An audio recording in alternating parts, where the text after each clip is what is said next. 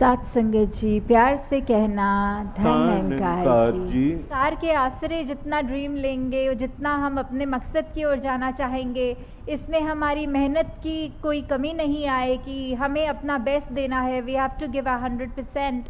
पर साथ ही वो अगर कार्य पूर्ण हो तो भी निरंकार की रज़ा, वो ना पूर्ण हो तो भी निरंकार की रज़ा।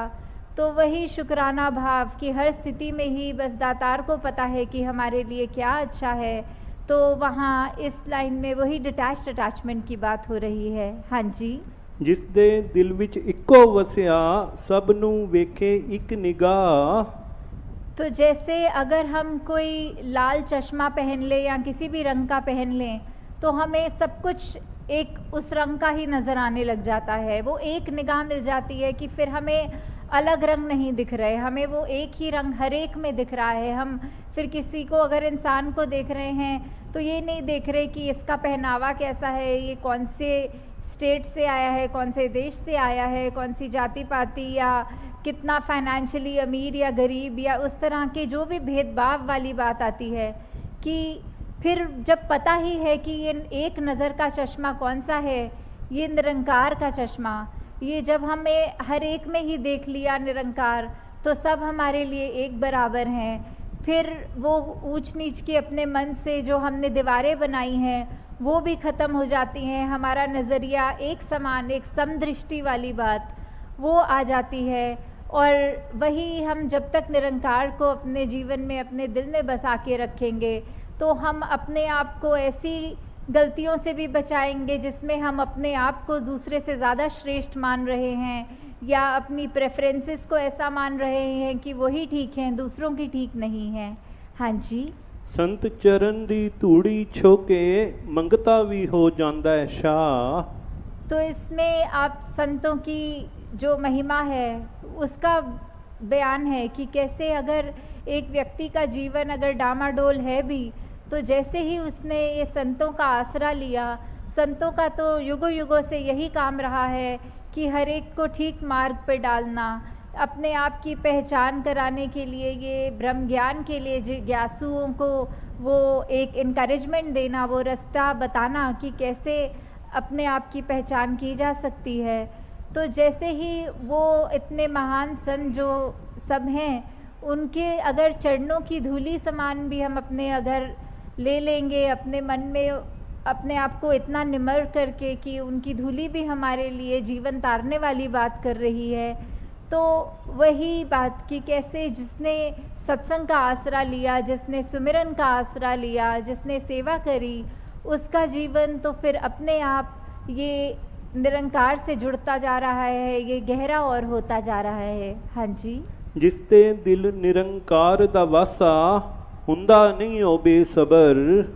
तो अब संसार में कोई भी स्थिति अगर उस व्यक्ति के आगे आती है, जब वो पक्की तरह ये मन में निरंकार का विश्वास कर चुका है, संगतों का संग कर चुका है, तो फिर वो अवस्था आ जाती है कि मन में किसी तरह की बेचैनी नहीं रहती, वो अपनी सहज अवस्था को प्राप्त कर चुका होता है। तो हमें भी किस तरह वो सहज अवस्था में आना है, हमें बिल्कुल ऐसा कुछ भी ना मन में रखें जो बेचैनी दे, बेकरारी दे। तो वो कुछ भी हो, वही बात जो कुछ पंक्तियों पहले थी कि शुक्राने भाव में जब तक हम रहेंगे, ये अपने आप हम बहते चले जाएंगे इस निरंकार की बनाई हुई किसी भी अवस्था में।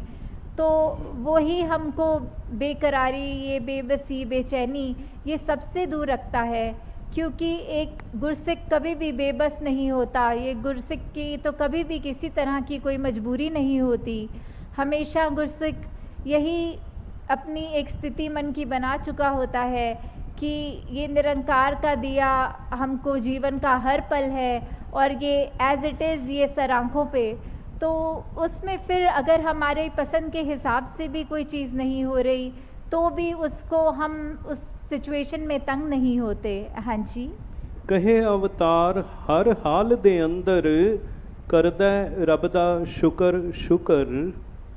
तो ये शुक्राना भाव जो हमारे को रखना है हमारे अंदर हर समय, कि कोई भी सिचुएशन हो उसमें सिर्फ़ और सिर्फ यही याद रखते हुए कि हमारा इस समय ठीक है, हम कोई अपनी परिस्थिति, कोई सिचुएशन को चेंज नहीं कर सकते।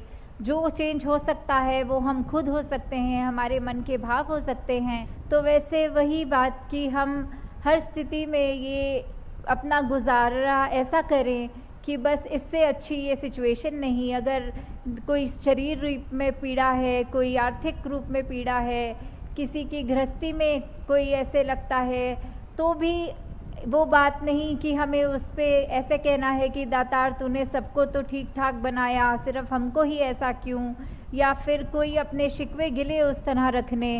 वो बेहतरी तो परमात्मा को ही पता है, जो हमारा रचनकार है, जो इतना हमको पल पल जिसको पता है कि हमारे लिए क्या सबसे ठीक है।